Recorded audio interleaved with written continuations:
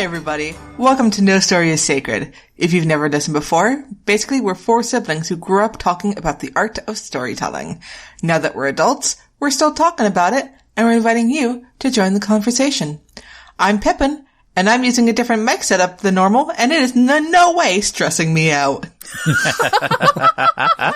I'm Alex, and that's my old mic setup, and you're welcome.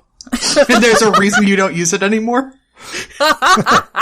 Yes. I'm Kat, and I am looking forward to space opera shenanigans. And I'm Brendan, and I'm just wanting to have my action figures be strewn all over the board in space. Ooh.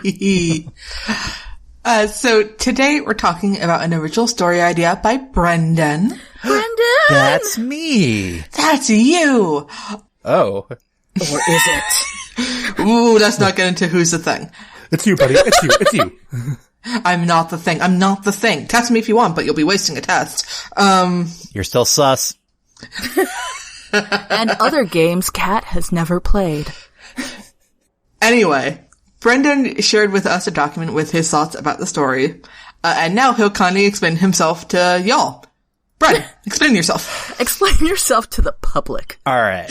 So, working title is here, there. Actually, I don't even want to start with working title because that makes no sense. All right. So, the idea here was the elevator pitch. What happens if you're in the space doldrums and are stuck with your enemies and a neutral party that is mostly annoyed that you're causing a bad place to live in to be even more crappy? That's the base concept here.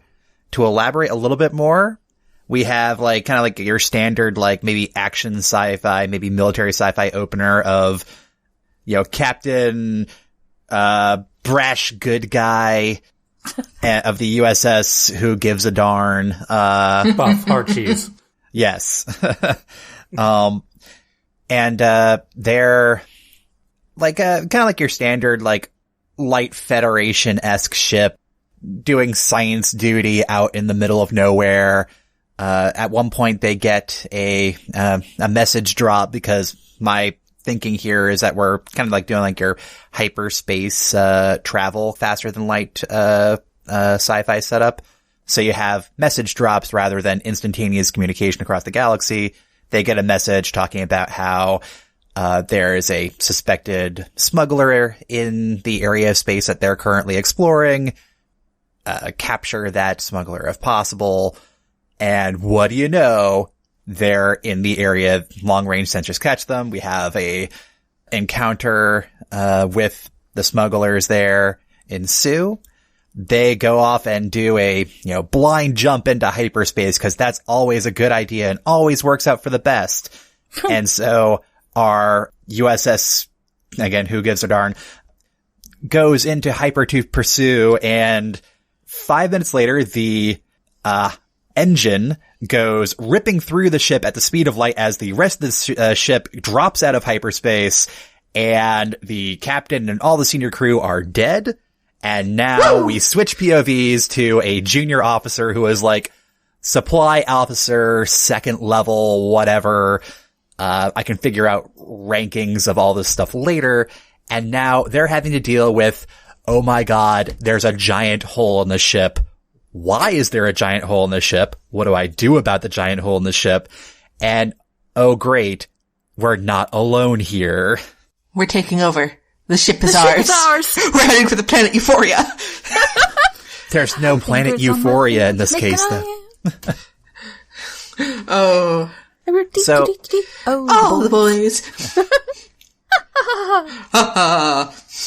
Sorry. So yeah, again, I'm kind of imagining a lot of slow realizations happening for our main POV character. I like the idea of maybe switching POVs to say one of the survivors of the smuggler ship who also happens to be in this doldrums area, because the concept is what happens if you're going through faster than light and you encounter science fiction BS that causes the engine to keep on going the speed of light, but the rest of the ship to drop. that is just kind of the little nugget to play with, and then everything else is all character driven. Right. Okay. And for the smuggler, would the smuggling captain and the smuggling first mate and the smuggling chief medical officer also have been? Oh, yes. Because here's the thing, Al. We all deal with the Backstreet Boys reunion tour in our own little way. And I don't think it's a coincidence that my mind right away went with, what happens when there's a crisis and there's no steering direction happening?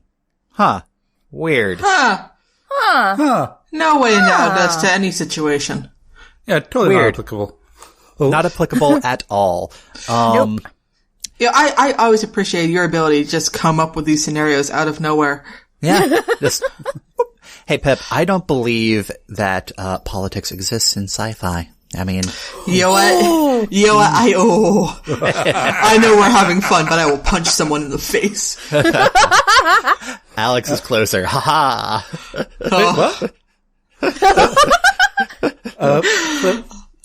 And are these space smugglers actual bad guys, or are they of the smuggling space medicine and to bring them to the people that your future or society ignores? Say what? Are you saying that the Federation here was confiscating critical life-saving medicine? What? What? And then selling it to private organizations? What? Whoa. That's weird. That wouldn't doesn't happen. sound right. Doesn't sound right at all. So, yeah.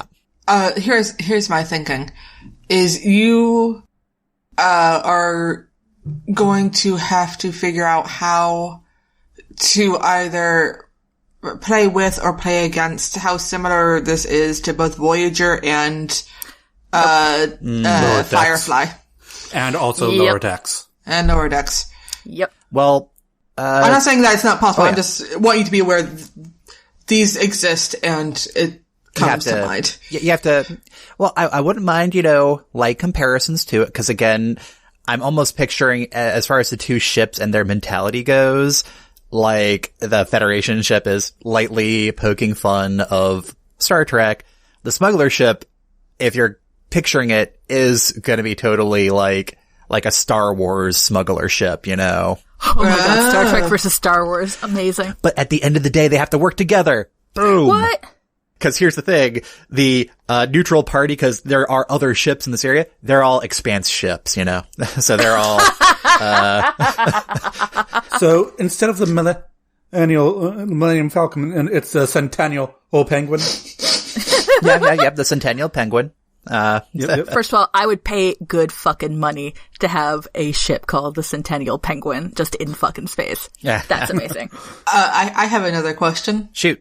What is the vibe that you're going for? Is this humor? Is this, played straight? Is this a farce? Not a farce. My target is, at the end of the day, I want to have it be kind of like light hopeful kind of thing. Does that make sense? Sure. I mean, you can have light hopeful with a murder mystery. Yeah. know? Oh yeah. What's your genre? Or subgenre? I'm wondering, are we going more red shirts, Lower Decks? Are we going more... Not that farcical. Yeah. Alright. Cause that will cut out the Centennial Penguin joke from this particular novel. No, I don't want to have to be that goofy. I kind of like more grounded in quote unquote reality than that. Does that make sense? Totally. This is why I wanted to establish early on before we went off the rails. Fair. First of all, how dare you suggest that I would ever go off the rails? I mean, I didn't name names, but thank you for picking up what I was putting down. Also, quick aside, is Titan AE on the list? Titan AE should be, and I think part of my mindset was thinking about, that one scene in Titan AE, toward the end where they're having to basically reconstruct a functioning ship from scrap parts. Oh, yeah. Because, spoilers, that has to happen by the end of the story because, one thing I didn't write in the document is, like, our junior officer here, isn't the only survivor of the Federation ship.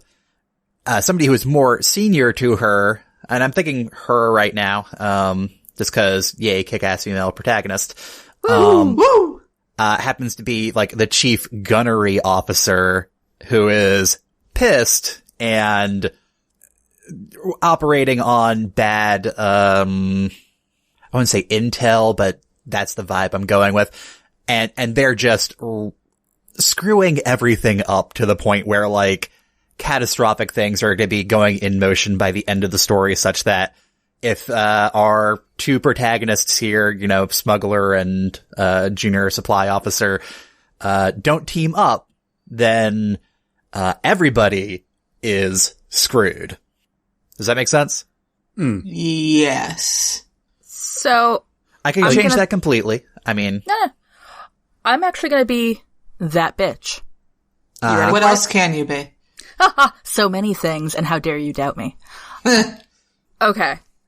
I think that what you're describing is more than one story. So you have, in the setup, you have them leaving, regular space to chase after XYZ. And partway through that, their fucking engine goes, pfft, right? Through the ship at the speed of light. Yep. Amazing. Okay. Here's the thing. Dealing with that is a book by itself. So here's the thing, because you gotta break it down, right? Okay. You have to figure out, breaking it down. You have to figure out why that fucking happened, because surely other ships have gone into hyperspace and not had that happen. Millions of times before in this spacefaring society, yes. Indeed. So why the shit did it happen this time?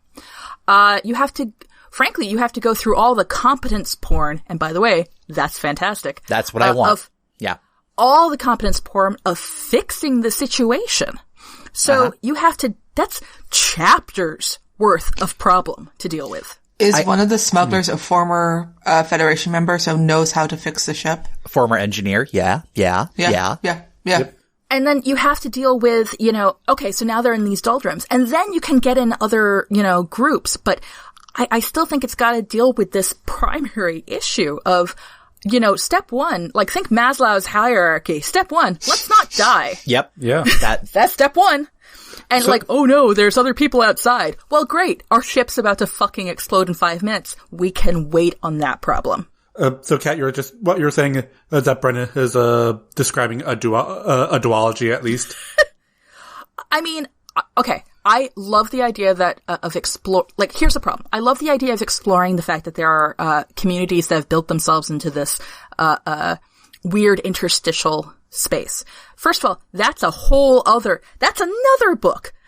That's how true. did they get there? Why are they there? Why is that the best solution for them? I mean, people don't go into random awful places because it's the best, the best ever. I feel like having a really difficult life. I know. I'll go over there. Is this a Robinson? What was it called? The Swift Family Robinson. Well, there's Swiss Family Robinson, there's Robinson Crusoe, same vibe. There's Robin Hood and his merry men. Yeah. That's book 3. Is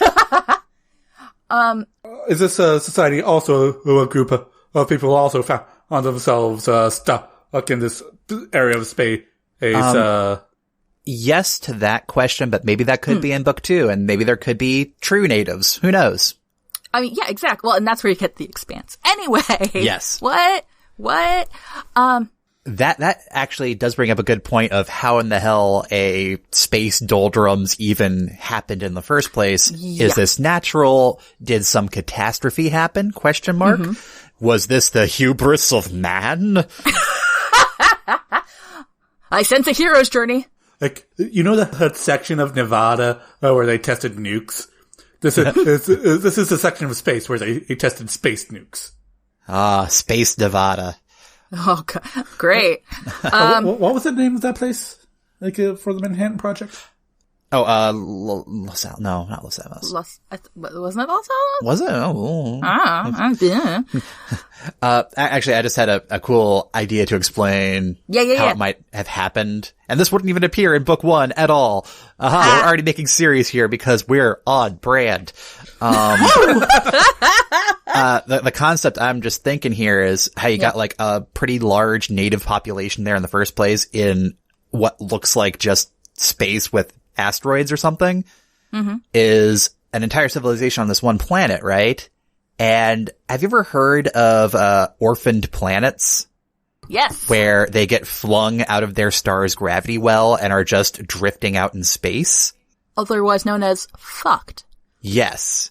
What if that happened to a civilized planet, and in trying to maybe solve that problem, they accidentally blow up the planet and cause a massive disruption in hyperspace as they tried to send an entire planet into hyperspace to get back to somewhere else. Because that's always a good idea, but you know what? They were desperate. I mean, okay, so that actually brings us right back to the central issue is how did the engine do that? Well, why? Like, what happened? The concept being here, like, I always kind of like that danger of going into hyperspace. Like, you gotta plot your course correctly, otherwise you could go smashing into a star, whatever. It's less dangerous than that, usually, at least wherever the characters think about it. You know, at some point we could have the characters discussing sci-fi jargon and have fun with that. But, like, usually what would happen is if you encounter a large gravity well, like, you start feeling the effects of gravity well beyond whatever solid brick wall you're heading towards. So, like, well beyond. What happens is that in my head here, as you're flinging around through hyperspace, you basically have the risk of being thrown wildly off course and can get, like, marooned in space. That's usually not even marooned, just lost, and you have to spend a lot of extra time or fuel, space. I hate you, Alex. I love you, Alex. I love you too, Alex. That's not what's happening here, though. I'm just thinking, like, just imagine just through, like, wibbly wobbly spacey waves or whatever energy caused this, dwarf planet or, orphaned planet to vaporize is basically causing like almost like a nebula kind of thing going on, such that as soon as a ship going through hyperspace enters in it, the engine is the only thing that's able to keep on going through hyperspace because of like maybe like a mass limit or something. So the engine is still going at the speed of light or very near it, while the rest of the ship around the engine drops out of whatever protective field is set up so you're not like mushed into unreality or whatever. So basically, the bubble that is FTL, that's around the ship just shrinks down to just the engine. Yeah. The thing that is producing the hyperspace field in the first place. Can I offer you a tidbit? Shoot. What if sabotage? That was going to be my question. Because honestly, wibbly wobbly, wibbly wobbly can happen all the time. And in fact, maybe the Occam's razor that they look at first. But as the story progresses, who exactly is on their ship? Is it one of the people from the interstitial area? Ooh. Trying to get people in there? No, here's trying to get people resources, frankly. No, here's what I'm thinking. Mm-hmm. It's like like you mentioned at the start, they got like the feds got a beacon drop or whatever. Yeah. Huh? Someone inside this doldrums also received that, and so activated this field that causes the drop. Because if there's a massive space anomaly that can cause this, within the range of FTL, it would be picked up by scanners. Maybe. Well, here's the thing. I'm sticking hard to the idea that communications cannot go faster than ships. So like it's like courier ships. Yeah. Or courier probes. My big issue is that I straight up don't like the idea of Naturally well, occurring. sometimes that just happens, because that's I don't know, man. That's just not narratively satisfying to What me. if it happens because of budget cuts? Ooh. Like, exactly. But here's the thing. In the middle of them, because that's part of the discovering, like, what the shit happened. Because if they can just say, well, sometimes that shit happens, that's not, like, okay. Well, it could be that whatever survivors are in this doldrums here are basically constructing a hyperspace net. So, like, they're just capturing ships because they don't really have, like, hospitable things in the first place. Well, they don't have their own, within that space they have no, unless there are planets in there and stuff. No. Like, where are they getting their food? Where are they getting their textiles? Where are they getting their metal and their replacement pieces? Shit like that. Yeah. Yeah, capturing ships. Oh, I like that. I like that. I like the net analogy. Yeah. Like, I'm now remembering, Bren, you played, the Tomb Raider reboot. Yeah, huh? I remember how the shipwrecking and worked in that one. Not off the top of my head. It's been a while since I played it. Can you share? So there's a place called the Devil's Triangle, or I think it was called, and Lara Croft's like, let's sail right into it. And Everyone else is like, are you sure? Who's the main character here? It's just a myth. Ha ha ha ha ha.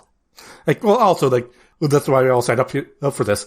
Yeah, and in that story, well, what causes it turns out to be the result of a partially incarnated goddess trying to get a new body, and so anytime, as Like one do. does. So anytime a ship draws near, causes horrible storms to destroy and bring in the ships and survivors.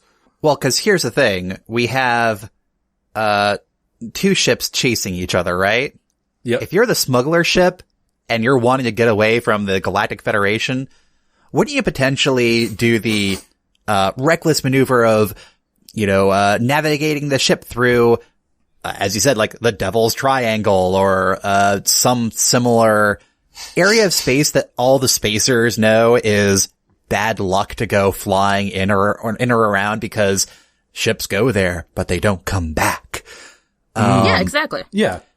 And so, like, everybody treats it as like a superstition kind of thing because, it's space. Space is dangerous to travel through. One wrong part on your ship goes wrong and it blows up. It happens.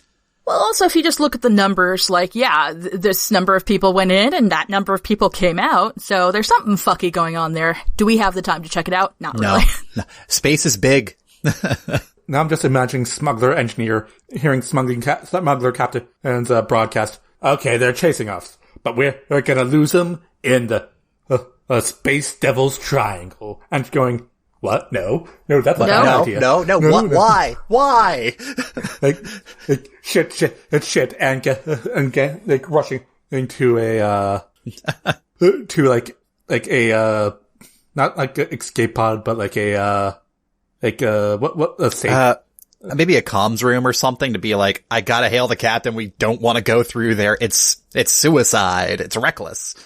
But then, on the other end, you have, the people who've been chasing the whatevers show up in the doldrums, and they're like, well, fuck, now we know why, this is a bad area, because it's got this sometimes naturally occurring thing where your engine just explodes.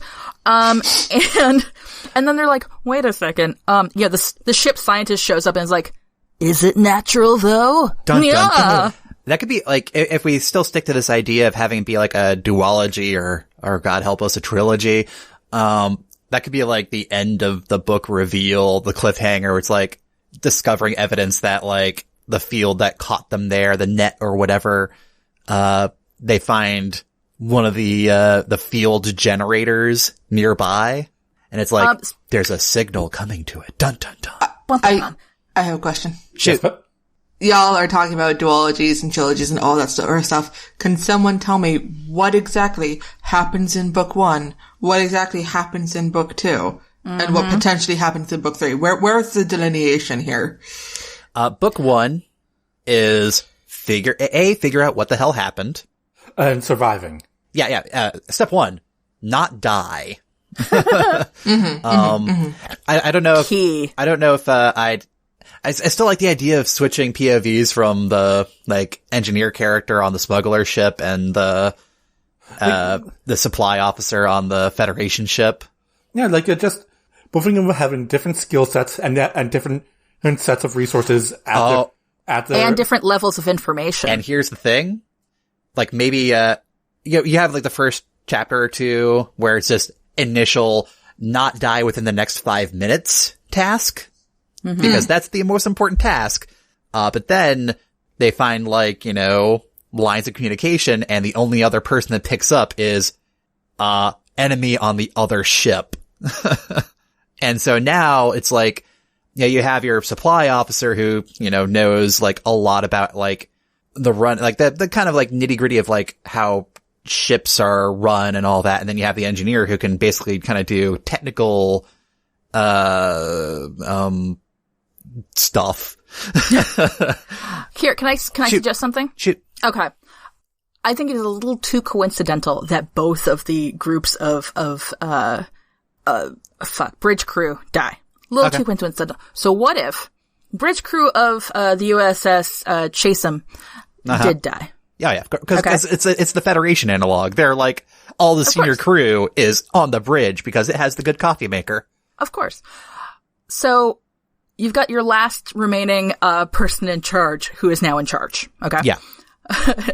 Ensign uh-oh. Ensign uh-oh. I like that. On the other end, yeah, the bridge crew is still alive amongst, you know, the smugglers. But the person who has the communicator is that engineer. Because they're the ones who were like, fuck, I'm sorry, we're going where? So, like, yeah, they're trying to figure out, like, how to... Bridge crew's busy trying to save the ship, okay? That's what they're doing. Meanwhile, this engineer picks up on their ham radio or something the USS Chatham. And so that's where you can get sort of the differing character things going on. They're not in charge, but they're now keeping the secret from their bosses. But they do want to try to get out of this issue. That's why they're the engineer. Meanwhile, Ensign uh-oh is like, I probably shouldn't be talking to the enemy. But I'm currently screwed. But, like, who else am I going to talk to? Like, who else is going to just talk me through welding, and this a piece of hull also stops leaking oxygen? Yeah, like, so you can get a lot of different things there. And frankly, okay, business-wise, it's a bad idea to have your first book on a cliffhanger. Just, it is. Fair enough. Have a complete story. So I'm seeing, in my brain, you have Section 1, Let's Not Die. Hooray! Section 2, okay, our immediate death is perhaps forestalled, but now, where the shit are we? How do we get out? And that's where you get, like, a lot of the communications going on between the two ships, and also, like, maybe let's avoid seeing each other, because we don't need those kind of problems right now. And then at the end of Act 2, so about 2/3 through, that's when the third communication comes in. And both ships go, I'm sorry, what? I'm sorry, what now? And that's when they have to reveal that they both exist to one another as a whole. Like, oh no, it turns out that the USS Ketchum has been here this whole time. Weird. And Ensign uh-oh is like, look, I guess we have to work together. Otherwise, these space pirates will come and eat us or kill us all. Have just been, yeah, exactly. You know, space pirates have been just chilling out waiting for everybody to freeze. Like, you know, but little do they know that the combined talents of these two ships have been working together to make sure people don't die. And so now they sense this on the long range scales, and now there is an action adventure to try to escape the pirates and get out. You don't find shit out about the pirates in this story. This is just getting out. Yeah. And then on the other end, somehow they've gotten out. That's for you to figure out. Mm-hmm. They've gotten out. Uh-huh. And they're like, cool, now we get to put our information together and broadcast it on something. Except that they don't have faster than light communication. Again, figure that out on your end. But, oh shit, we now know what's in the Devil's Triangle. It's a bunch of devils. But they're not devils, they're men. Dun, dun, dun. But then if that closes the loop on that. You know, you started the story going in, you end with them coming out. You've solved the mystery of what's in there. And then you've also created a relationship of a kind between, Ensign Uh-Oh and this poor ship's engineer. Yeah. They've learned to communicate together. And maybe Ensign Uh-Oh says, you have a head start. It's the start of a beautiful friendship. I like that. And I do like the idea that, engineer smuggler has maybe more people to talk to, so it's not just the same small group of people talking the entire time. Or just two people talking to each other over the course of the book, but that can work too. See, Time War. Yeah. But like, I like that. And then if that takes off, then you get into well, it's time for us to go into those fucking doldrums and see what we can scurry up. Can we get in there on purpose without destroying our ships? Yeah. Let's try to not have that happen this time. And also, just as precaution, let's not have all the senior leadership be in a direct line from the engine. Unless you really don't like them. Yeah. that could be why, like, the smuggler ship, didn't all die, was that, like, it's a smuggler ship, so it's a lot of, like, ramshackle stuff put together. It's like a big cargo container, so, like, the bridge is, like, on top of the equivalent of, like, a freight train, almost. Or a freight train car. So it looks stupid as hell, but they're not dead. Whereas, like, womp, womp. the Federation ship is, like, picture something kind of like maybe like the Defiant, from DS9, where, like, the bridge is right there in front. Right there. Right there. So, yeah. Sorry, go on. Yeah. I have two things to say. Okay. One, maybe we should stop referring to it as a Devil's Triangle, because that means something else. And it's distracting every single time. I feel like this says more about you, Pippin, than all the rest of us. I just don't think Brendan's writing that kind of book. I wouldn't judge if he were, but, you know, it doesn't seem his deal. I thought that actually, wait. The Devil's Horns is one thing, Pippin. I believe the Devil's Triangle actually is another name for, the thingy. Yeah, the Bermuda Triangle. I'm just saying. Never mind. Never mind. So Did you Google it? Did you Google it right now? I don't want to talk about it. So that's just... Wait, there is a Devil's Triangle in Tennessee. Yeah, you know what they say about Tennessee. More than one? Just one. Okay, so different name. Let's go with the Eiffel Tower. Oh god. Okay. So it's a fucking Bermuda Triangle, okay? Yeah. It is the Bermuda Triangle in space. And my number two thing, just having to actually... More myths? This one actually has to do with the story. Is in terms of the relationships going on between the ships. A thing that happens in spy fiction a lot that might be applicable here is realizing that you have more in common with your supposed enemies than you do your direct supervisors. Yes, a classic. Ooh, I like that. I love that. I think Ensign Ono, I think rather than being a supply officer, I think she's actually a science officer. So you can have like the, classic science versus engineers bickering at each other. Yet still Who speaking. has the doctorate? Yeah. She has the doctorate. It's great. Oh shit. I'm the smuggler. I have a master's. Thank you very much. She's like, I have a doctorate. And he's like, you have a doctorate in, xenofungi. Oh, so you don't know So you don't want to know which of the fungi that's growing in your supply closet is edible, do you? That's your only It's like, food. listen, I'm just saying that doesn't mean you know how to fix an engine.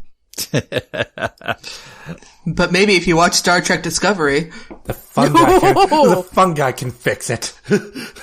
Trust the fungus. So this mushroom walked into a bar, and a bartender says, "We don't serve your kind here." And the mushroom goes, "Why not? I'm a fun guy." Oh, Dear Pippin. we hate you. Jesus Christ. That's my favorite joke. Really? You and I have very different definitions of favorite jokes. It's just so much fun.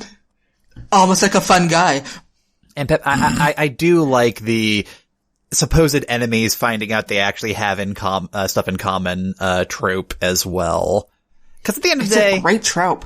at the end of the day, I like just the idea that, hey, in dire circumstances like this, actually sharing information, working together, probably a good idea.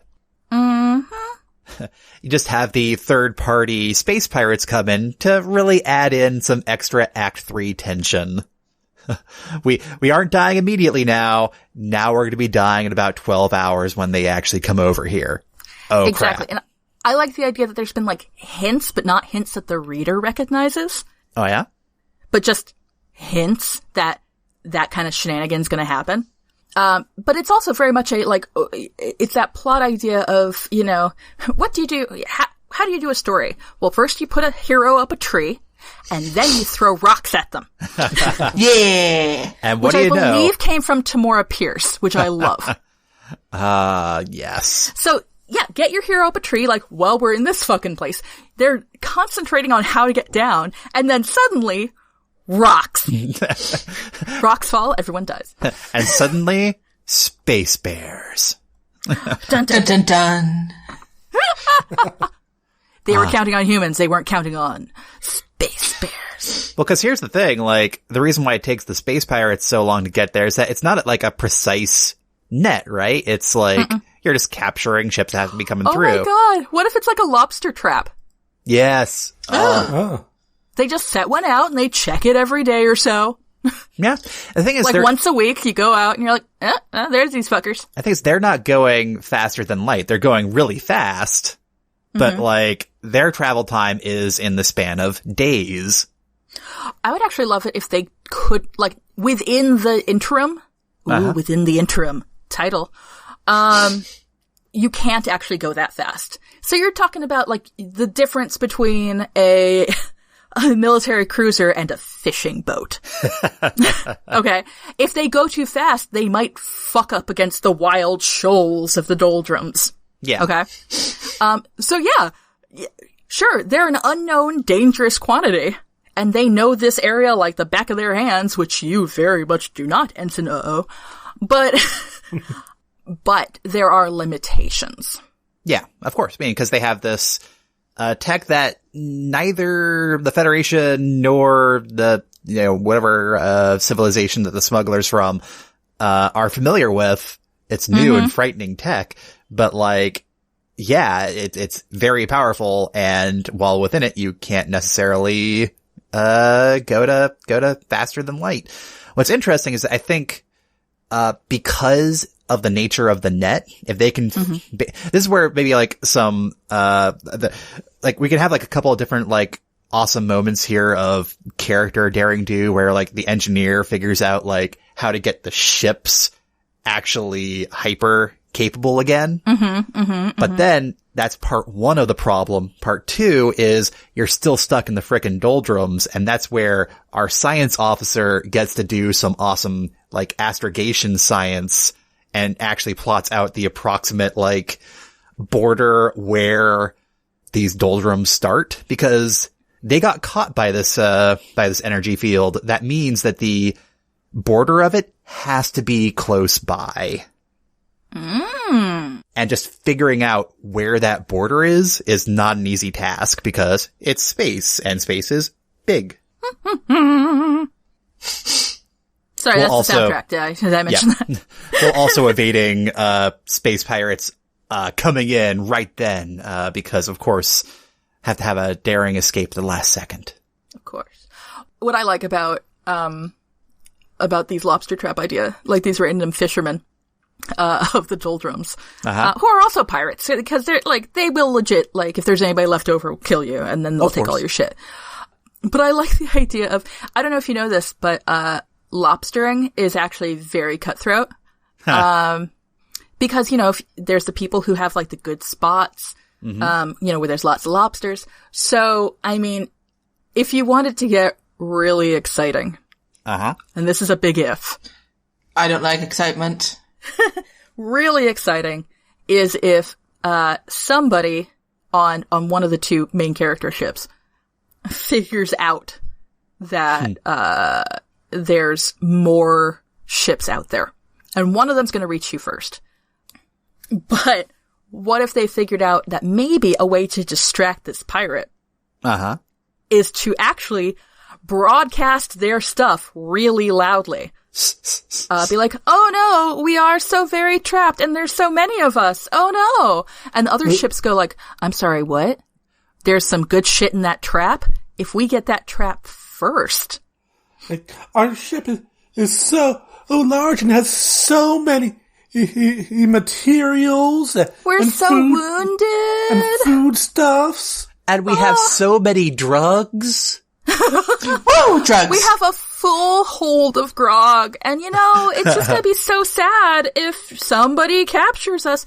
And meanwhile, pirate ship 1 was like, fuck. Now we gotta go so they purposefully get into like the internecine problems of lobstering life in the doldrums. I like that. And use that as an escape. Cause what do you do about the person who's throwing rocks at you when you're up a tree? You start hoping bears show up. The bear is trying to eat the rock thrower. Not our problem. Now, the downside is bears can also climb trees. So, step 1, they eat the rock thrower. While they're eating the rock thrower, you get the fuck out of there. Yeah. That could be like, that could be like a little thing to raise the tension, and like the clever solution out of there is like, that's how they get out of that sticky situation. Cause of course the weapons are all offline. Those were tied to the engines. Exactly. So a question I have. Yeah. Well, space pirating is all well and good. Like, living in Space Bermuda Triangle, like, is going to be pretty hard living, in considering that that's their only resources seem to be, like, the occasional old ship that gets caught into their lobster traps. Well, like, what else is keeping them there? Like, why they wouldn't tradition. Tradition! Like, yeah, it could be just their home. Like, this is just what they've always known. And all they need to maintain is just, you know, replacement technology. And that's maybe how they get technological advances, is from these new ships, because there's new ones that come through every year. And maybe it is that, like, as a society, they haven't figured out faster than light tech. They just know that when they activate this energy field, ships just come dropping out of nowhere, and they don't know why. They're still trying to figure it out. I like the idea that you had, the first groups, got fucked up in there. Yeah. Because it is genuinely a fairly dangerous area. Yes. For reasons. So they're fucked up. They have to figure out how to survive. And frankly, after a couple of generations, like, if you can't get out for reasons, and let's say that is something that they've been working on in the beginning, then you kind of carve out a life for yourself, and then that's what you know how to do. Yeah. And then there is value within that kind of life. And I mean, so that gets into a future where, you know, you have your romance novel, obviously, about the, at this point, Admiral returning with the space engineer. They work together now, on their own, ship, and, outside of the confines of Starfleet. And they've gone in and they meet with the people who live there and discover their amazing culture. Yeah. Well, and also fall in love. Well, here's the thing, like, maybe the majority of people that live on this colony, or whatever you want to call it, society, Like, maybe they don't know the details of how these lobster traps work, because it's grim work. They don't like to talk about it. And that could be like a horrible realization for the people that live there. But maybe they also don't think that there's really alternatives, because there's no such thing as faster than light travel. What are you talking about? I don't know. I mean, pirates are pirates. Like, they know what they're fucking doing. True. But it's still a better option. Sorry, Pip. What if the indigenous people just know how to live on the land? They know how to find the resources that they need, even if the invaders don't know how any of it works. And it's not their fault that they're dumbasses. And the Federation's morals aren't our morals. And who even asked? Oh my god, the random humans are the stupid lobstermen, but there are indigenous peoples, i.e. the Expanse, who are chilling out in there, who have plenty of ways to have their resources. Thank you very much. They're not the ones who are causing these problems, but humans be humans. Am I right? Are they just like trading with the pirates? Yeah. Yeah, they always have new stuff. Weird. Awesome. Or maybe not. Maybe they have their own fucking wars in there. I don't know. There could be like several like large asteroids that are the equivalent of like planets or countries or whatever, and they're always going to war with each other. Mm-hmm. Because it's a rough life out there.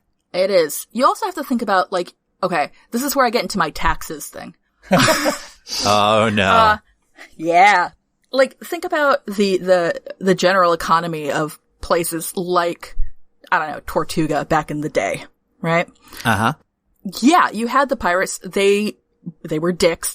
But they brought in money, they brought in food, they brought in other stuff. But there was other society going on. Yeah. It was just part of the way that, money flowed in and out, goods and services flowed in and out.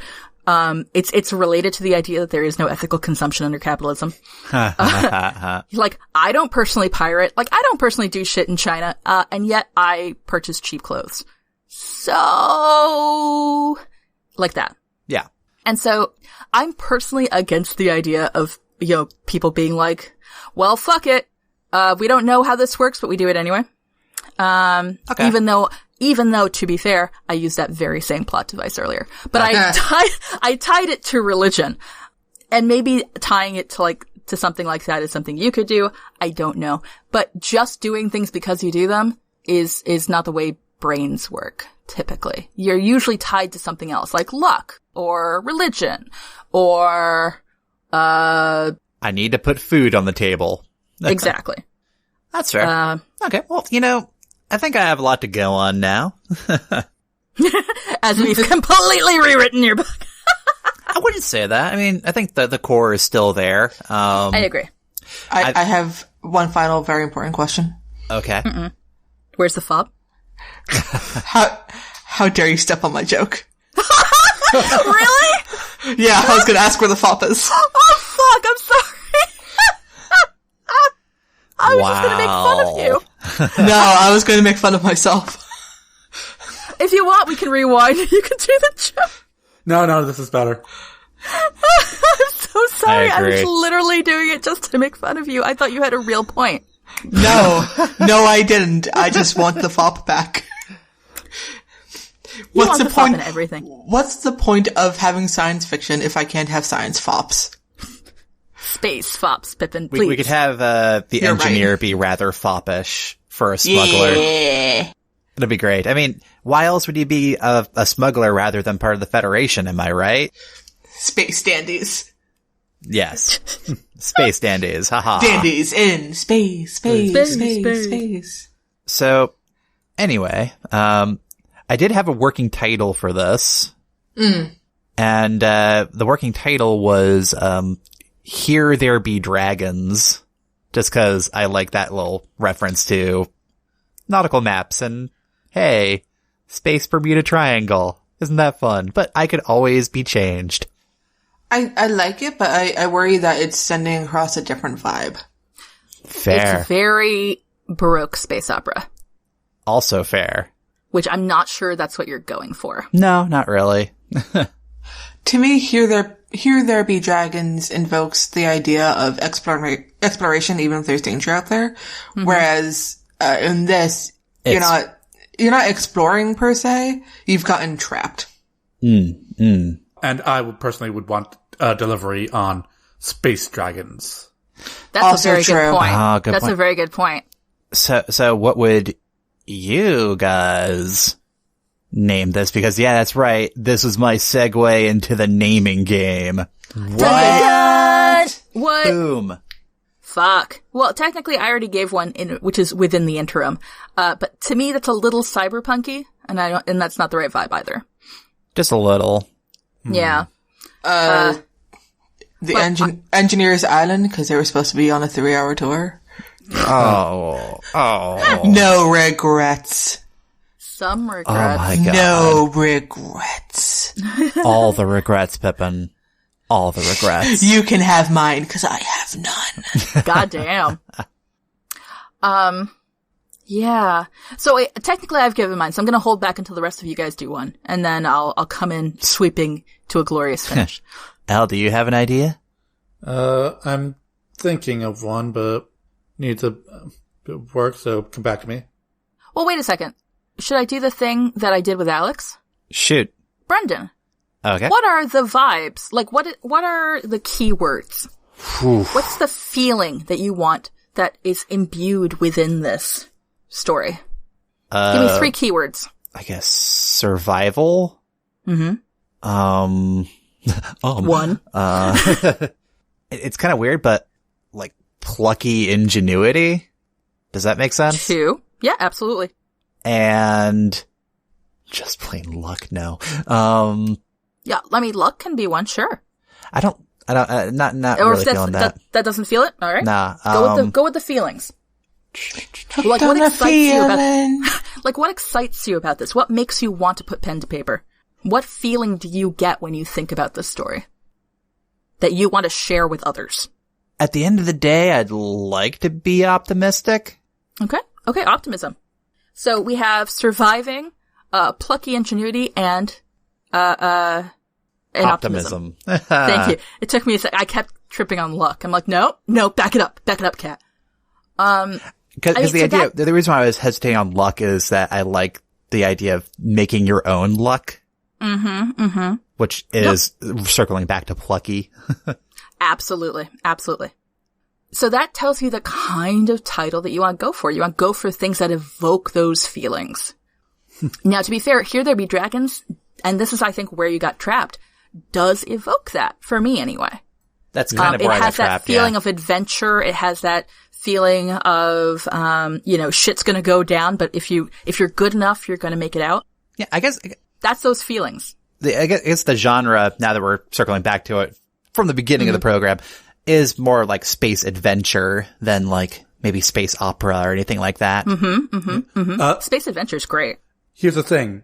Here There Be Dragons is the final book in a trilogy where you finally face off against the indigenous people?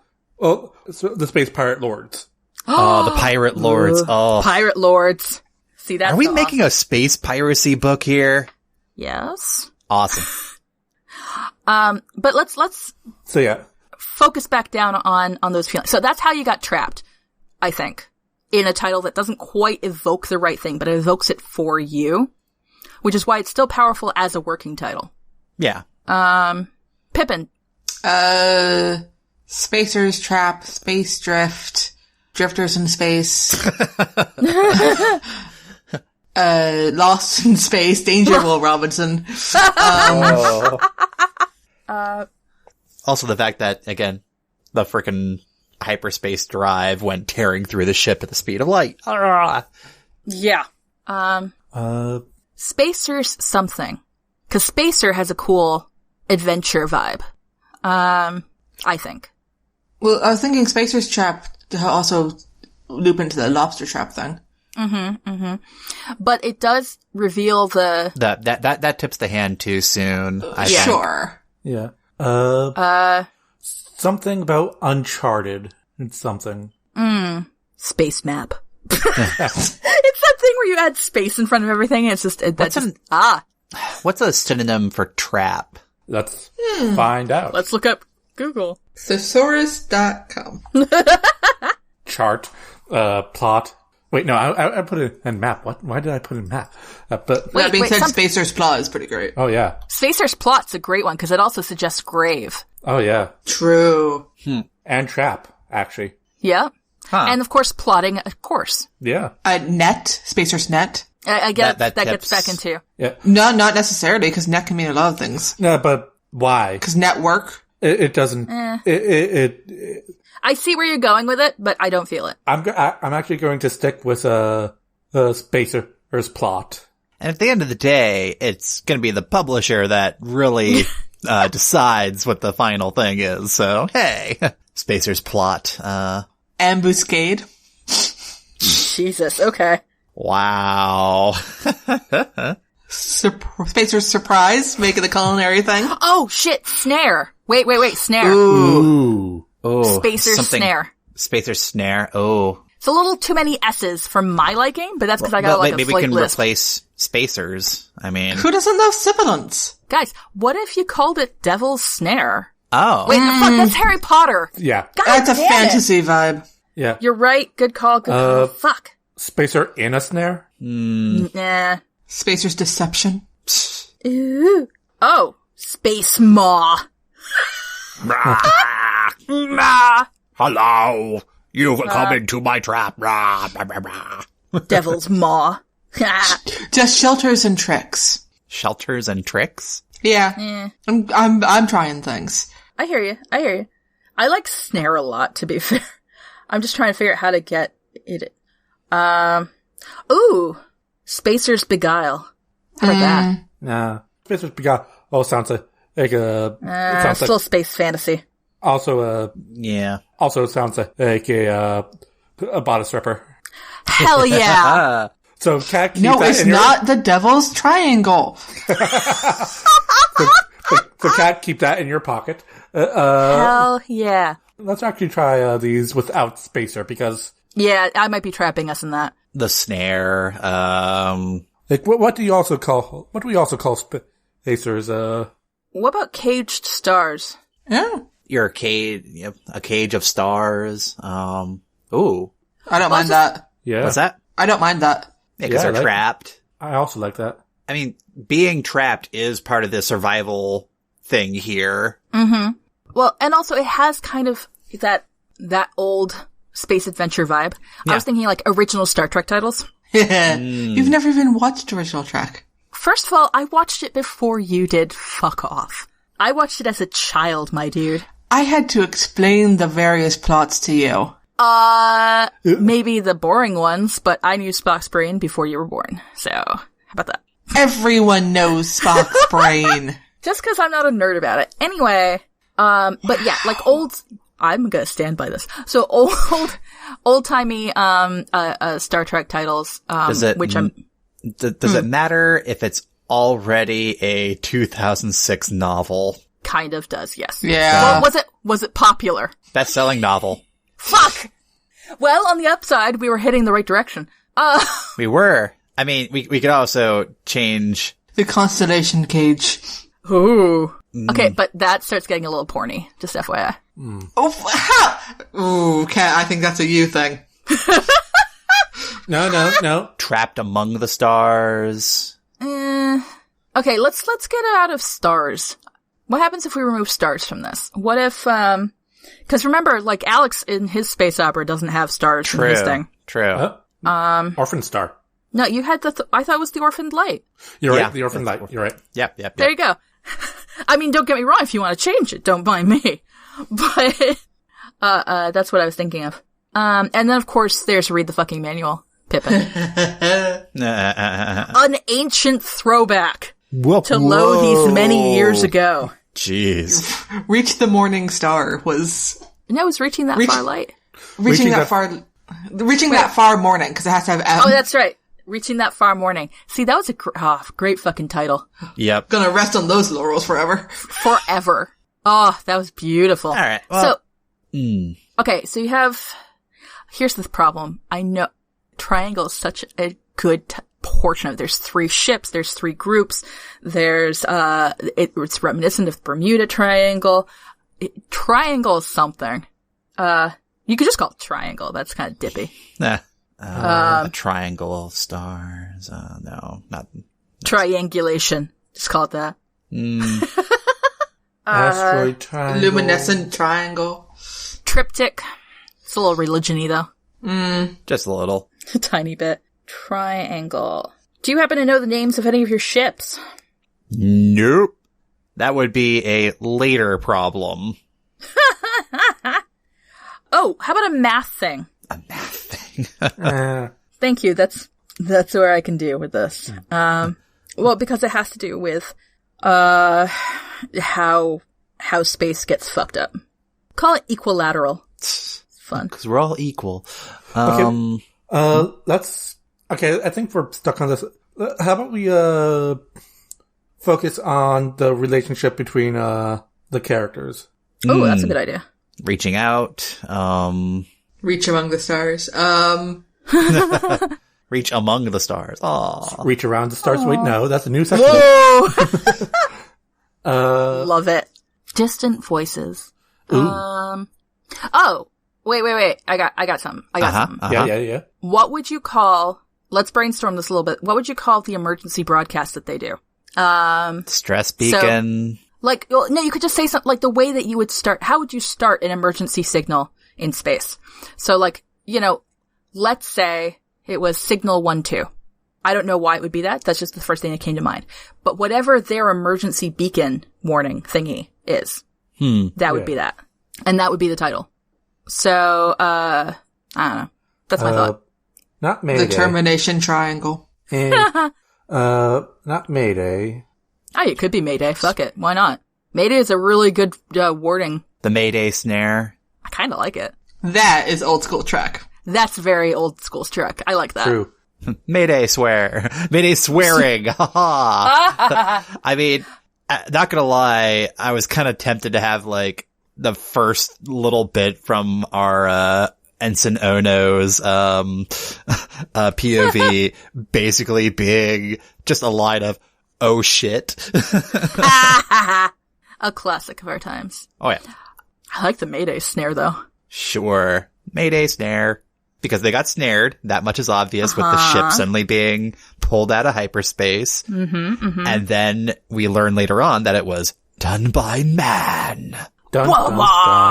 But also that is a lot of what's going on. And theoretically, if you have that as the way to get out of the problem, calling the bears to you, it's like, Mayday, Mayday, we're so full of so many rich things. It's so sad that we're trapped in XYZ location. Oh no! And again, the publisher is free to change the title. I don't care. Publisher, agent, everyone. Yeah, yep. Someone else. The important thing to my mind is, is whatever your working title is that helps you get to that spot, that sweet spot in your head. Yeah. Although, if you are not represented by anybody and you are trying to, go over the transom with some publisher, it is useful to have a non-shit title. True. That being said, the realm of non-shit is pretty wide. I mean, true.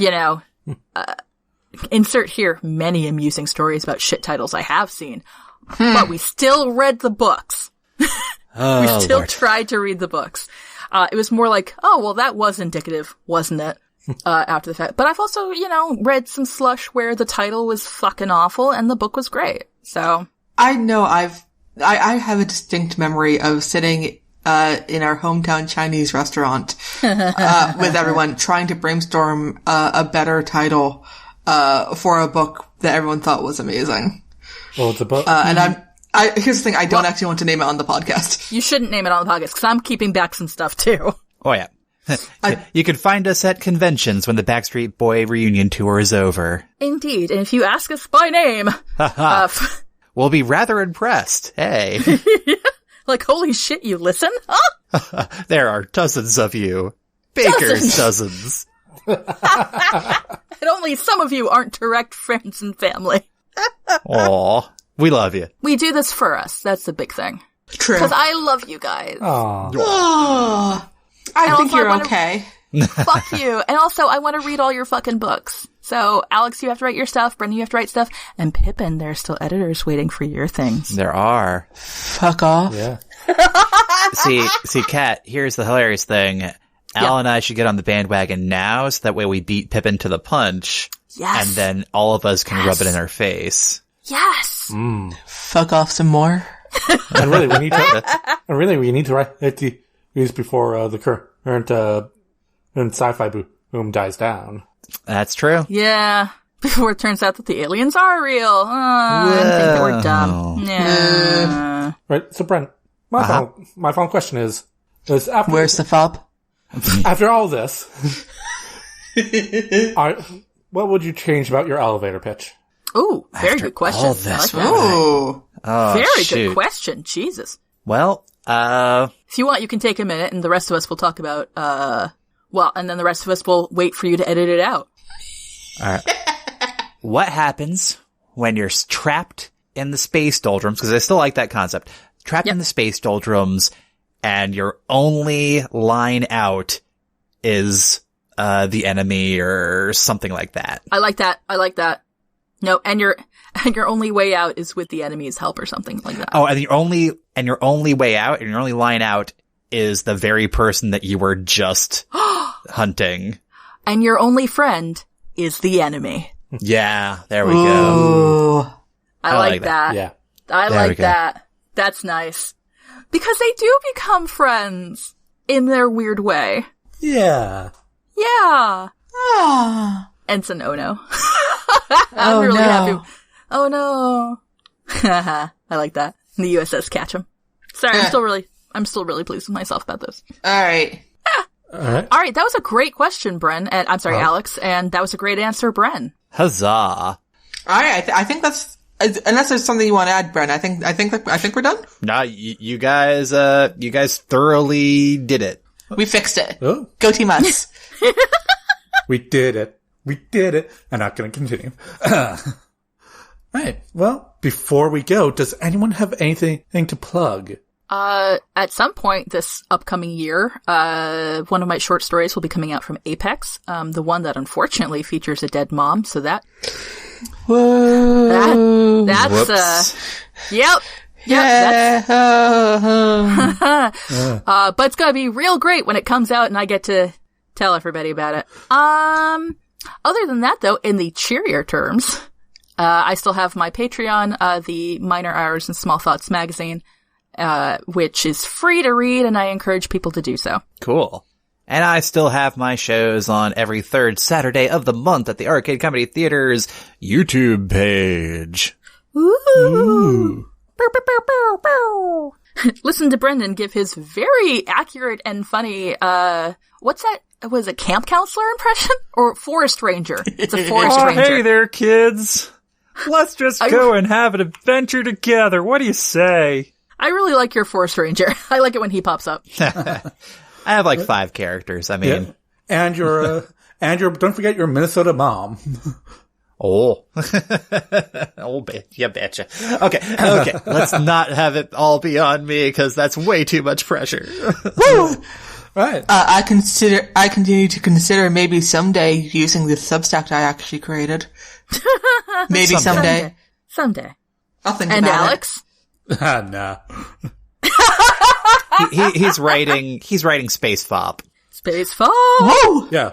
Writing. That's a thing. Yeah. They didn't see the air quotes I made. Anyways, as always, if you have an idea or prompt to submit, head on over to nostorysacred.com/submission.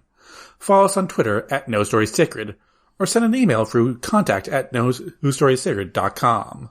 Your hosts have been Alex MacDonald, Brendan MacDonald, Pippin MacDonald, and Catherine Crichton. Editing for this episode done by Brendan. Transcript done by Ashley Jacosta. Art by Jay Wolf. Show notes and transcript are available at nostorysacred.com. Thanks for listening, everyone, and please rate, review, and subscribe to No Story Sacred. You can also visit our Patreon page to support the show and get neat rewards at patreon.com/nostorysacred. See you next time when we talk about The Great Gatsby by F. Scott Fitzgerald. Cause it ain't no party like a Gatsby party, cause a Gatsby party don't stop until 2 people are dead and everyone is disillusioned with the jazz era as a whole. Woo! Nice. Also, I would have gone with, a party like Gatsby part, because you don't get shot. Hey, you guys, what's Gatsby's favorite superhero? What? It's the Green Lantern. Green Lantern. Hey guys, what's Gatsby's, stop stepping on my punchlines. What's Gatsby's, least favorite superhero? What? Who? Deadpool. Oh no. So look forward to these jokes and many more. Hey, quick question. What's Gatsby's favorite Korean action movie? What? Old Boy. All right. Kat, do you have one? No, I don't, you fuckers. Well, until then, where no story is sacred and any story can be changed. I'm Alex. I'm Kat. I'm Brendan. And I'm Pippin. And we're No story is sacred.